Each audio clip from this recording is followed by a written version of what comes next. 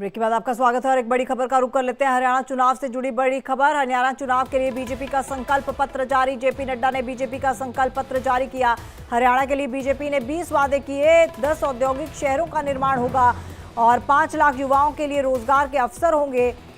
इसके अलावा सभी महिलाओं को 2100 रुपए मिलेंगे और 24 फसलों के एमएसपी पर खरीद होगी। शहरी और ग्रामीण क्षेत्रों में 5 लाख घर, 2 लाख लोगों को पक्की सरकारी नौकरी। हरियाणा के अग्निवीरों को सरकारी नौकरी की गारंटी।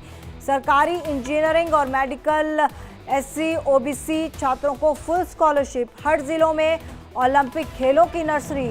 हरियाणा में 500 रुपए में गैस सिलेंडर मिलेगा। आधुनिक स्किल की ट्रेनिंग के लिए वैश्विक शिक्षा केंद्र होगा।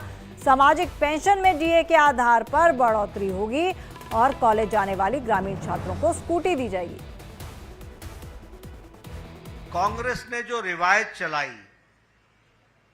उसने मैनिफेस्टो या संकल्प पत्र को लोगों की नजरों में एक डाइल्यूटेड डॉक्यूमेंट बना दिया। उस डॉक्यूमेंट का रेलेवेंस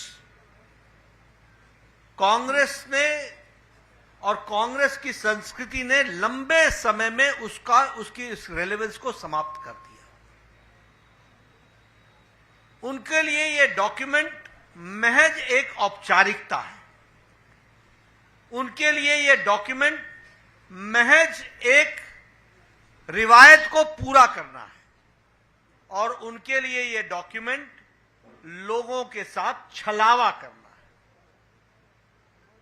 अब मैं अगर इसकी चर्चा करूं तो मैं सबसे पहले तो यह बताना चाहूंगा कि आप हरियाणा की एक को ही याद कर लीजिए। 10 साल पहले हरियाणा की छवि क्या थी? 10 साल पहले हरियाणा की छवि पर्ची और खर्ची पर नौकरी लगने वाली स्थिति थी। मैं ठीक बोल रहा हूं कि गलत बोल रहा हूं?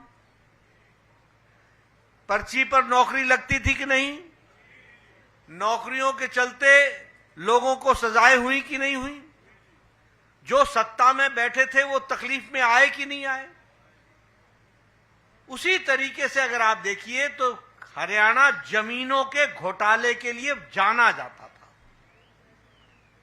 तो अगर हम उन पार्टियों की चर्चा करें तो उनका मैनिफेस्टो, रियल मैनिफेस्टो तो ये था। जमीन का घोटाला, औने पौने दाम में जमीन को लेना और उससे मुनाफा कमाना, किसानों की जमीन को हड़पना और उसके लैंड यूज को बदलना, ये सारी आप बताइए 10 साल पहले भ्रष्टाचार की छवि थी कि नहीं सरकारों की? हरियाणा की हर सरकार भ्रष्टाचारी कहलाती थी कि नहीं कहलाती? और देश में एक राष्ट्र एक चुनाव की बात काफी दिनों से चल रही थी। हालांकि उसे मोदी कैबिनेट की भी मंजूरी मिल गई है। सरकार अब इसे शीतकालीन सत्र में पेश कर सकती है। इसको लेकर केंद्रीय मंत्री तोखन साहू ने हमारे संवाददाता आंचल यादव से बातचीत की और इंडिया डेली से बात करते हुए उन्होंने कहा कि राष्ट्रीय मुद्दे पर सभी दलों को